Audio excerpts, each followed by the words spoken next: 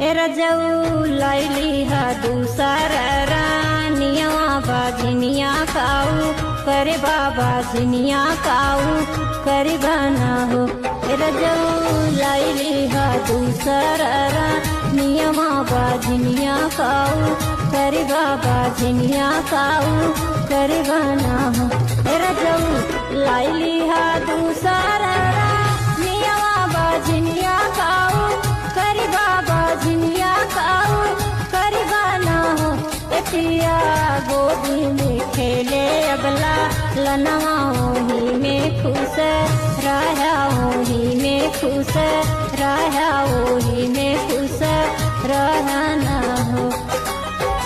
हिरनिया काहे का पहले ना बा तायू की घारा छोड़ के जा भाई की घारा छोड़ के जा भाई हो।